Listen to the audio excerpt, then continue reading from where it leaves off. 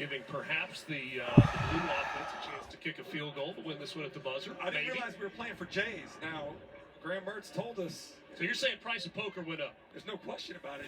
If you're playing for steak versus beans and franks versus Jordans, I mean, I think the competitive level goes up about 7 notches. No doubt Graham was going back in there right after. So after this game's over, the last spring game we're going to watch for the day will be Georgia. Hits today, so that's true. Stand back there and throw the ball around, put on a show. And would you bet against the Blue offense at this point? No. 4 minutes, 42 seconds left. So much for the clock running too until we get to the late game situation. Well, change of possession, they've stopped it. We get that. Flag comes in. Mertz throws it away. That was about 8 rows up. That's a great catch in the stands on the opposite sideline from where we are. Did a nice job of securing the ball. But I'll say this. You mentioned the flag being thrown. One of the important things, stay healthy during spring games, and let's just have a clean, penalty-free afternoon. I thought for the most part there is that catch. Nice job there. But I think they've done a nice job of playing cleanly for the most part today.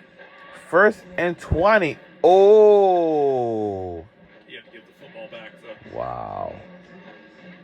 We can see the band again right over there. Here, they'll have 2nd and 20 from the 10-yard line.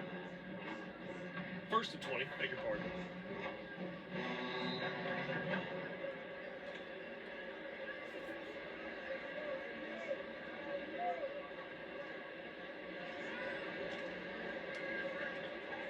Mertz pressured, stepped up. He's able to dump it off for a completion out of the backfield. Jacoby Jackson making the catch and getting it back out to the original line of scrimmage. I think that's one of the things that Graham Mertz does really well. He has great pocket awareness. That time, stepped up, bought himself a little bit of extra time, and found his back out of the backfield. Free rusher. Yeah, he would have been dead there.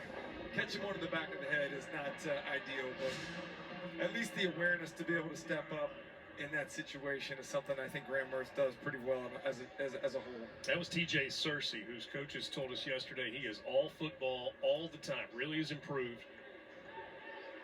Searcy, number 19, sophomore from Thomaston, Georgia.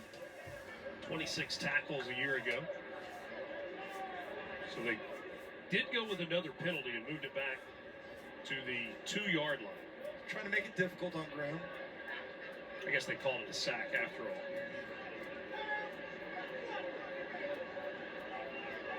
Not a lot of plays in the playbook for 2nd and 28. Even fewer for 3rd and 25.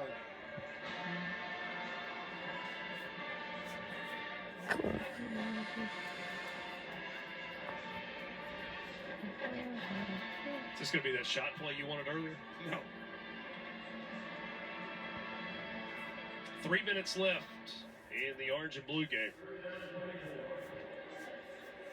3rd and 24. Oh my God. Oh my God. Quick throw instead. And Trey Wilson with another catch in the ballgame. He's had a big day today. Gonna have a big year. I mean, he's the focal point of the offense. They do a great job of getting him the ball in a lot of creative ways, but definitely going to need somebody to step up around him. It's been nice to see Khalil Jackson do a great job today. Spirito has contributed as well. But I do think that some of those young guys, like Mizell, who had a touchdown earlier, Andy Jean, haven't seen much from him today. Tank Hawkins brings that fast speed. These guys as a whole need to step up their production as a group more than they did last year. It was all about Ricky Pearsall with a little compliment from Trey Wilson, but they need more of an effort from the entirety of the run. Driving spiral that will be fielded with no return at the 38 by Aaron Gates. We were told coming in that Andy Jean is one that would not play today. He's been a little bit banged up. 53-yard punt that time with no return. So we've talked a little bit about the schedule coming up for Florida yesterday. Their non-conference slate includes The season opening game against Miami. They'll face in-state foe UCF in October, and then the rivalry game against Florida State at the end of the year. So that's in the non-conference.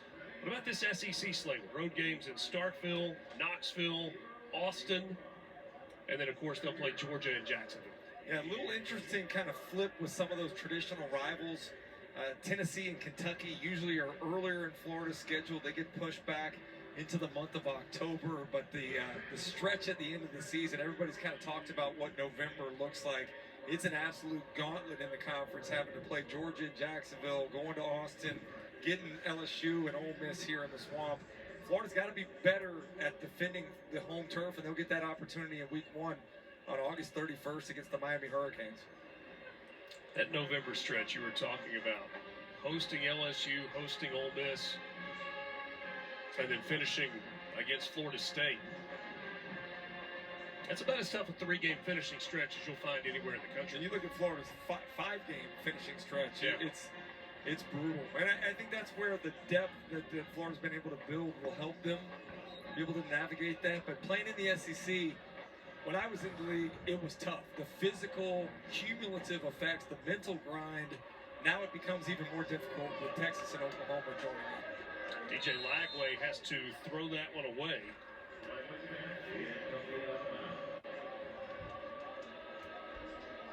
Has defense dialed up anything different in the second half? Feels like they've gotten a little bit more pressure throughout this third and fourth quarter. Yeah, I think they're winning a little bit more up front, and that's part of the improvement of the defensive line that you talked about. They've given the opposing offensive lines difficulty with penetration, kind of disrupting some of the run game. Lagway with the pump fake, and then he takes off, and they blow it dead. Billy Napier signals for a timeout and says he wants the ball spotted at the 33-yard line. Oh, you blow that one dead? It looked like could have taken some liberties there, trying to set up the blue team to have an offensive 2-minute drill for Graham Mertz at the end, maybe? Maybe so. A minute 39 remaining. Quincy Ivory and George Gums were the two